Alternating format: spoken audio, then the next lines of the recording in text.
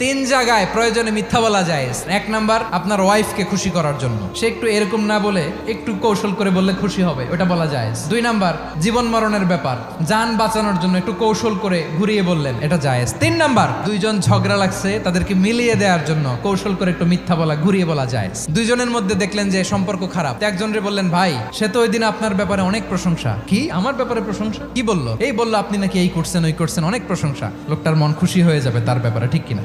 আবার তার সাথে যার ঝগড়া, ওরে যে বলুন, ভাই ওই দিন তো সে আপনার অনেক অ্যাপ্রিসিয়েশন করলো, অনেক, সে তো অবাক, কি রে বলে কি? এই যে দুইজনের ব্যাপারে দুইজনের একটু ভালো ভালো কথা বলে দিচ্ছেন, একদিন দেখবেন রাস্তা দিয়ে হাঁটার সময় একে অপরকে সালাম দিয়ে ফেলছে, সালাম দিয়ে বুকে জড়ায় ধরছে, আছে না নাই?